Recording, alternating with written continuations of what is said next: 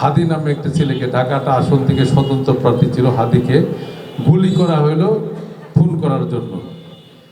8 দিন মৃত্যুর সাথে পাঞ্জা লড়ে শেষ পর্যন্ত ছেলেটা শহীদ হলো। এমনইভাবে তারা আরও অনেক অঘটন ঘটানোর চেষ্টা করবে, তাদের থেকে সতর্ক থাকতে হবে। তারা কিন্তু এখন আপনাদের ঘরে যে, আপনাদের মা বোনের কাছে যে, আমাদের সন্তানদের কাছে যায় বলছে যে তাদেরকে ভোট দিলে ভেস্তে যাওয়া যাবে, আল্লাহকে পাওয়া যাবে। নাউযুবিল্লাহ। ভেস্তের মালিক কি মানুষ দিতে পারে? তারা ঘরে ঘরে যে মাদেরকে, তার বাচ্চাদের মাথায় হাত দিয়ে কসম কাটাচ্ছে।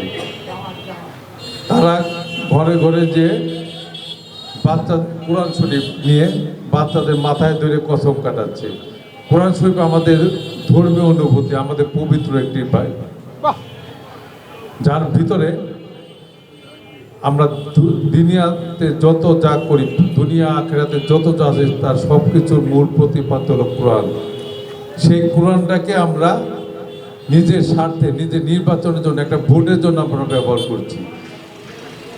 এই ধরনের একটা জঘন্য মানসিকতার লোক থেকে কিন্তু আমরা দূরে থাকবো না। এদেরকে আমাদের ঘৃণা করা উচিত না।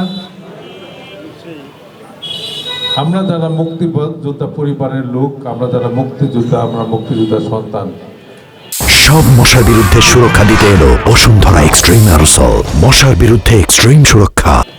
ইনশাল্লাহ মুক্তিযুদ্ধের সেই রক্তের শপথ কেটে আমরা আজকে বলতে পারি, এই স্বাধীন দেশ আমরা কোনো দিন পরাধীন হতে দেব না।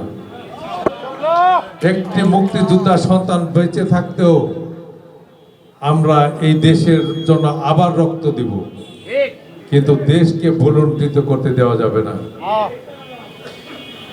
এই যে দেখেন, একটি সরকার 16-17 বছর নির্যাতন নিপীড়ন করে গেছে, তারপর এই দেশের ছাত্র জনতা, আমাদের বিএনপির 16-17 বছরের আত্মত্যাগ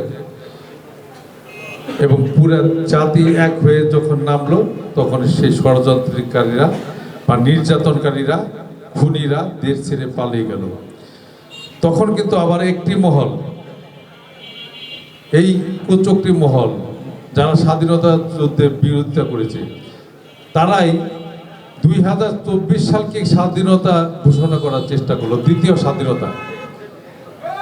আরে বাবা, দেশ তো একবারই স্বাধীন হয়, একটা দেশকে দুইবার স্বাধীন হওয়ার সুযোগ আছে? আমরা বলেছি না, দেশ স্বাধীন একবারই হয়েছে 71-এ। দ্বিতীয় স্বাধীনতা বলতে কোনো শব্দ নাই। দ্বিতীয় স্বৈরাচার মুক্ত হয়েছে দেশ, স্বাধীন হয়নি।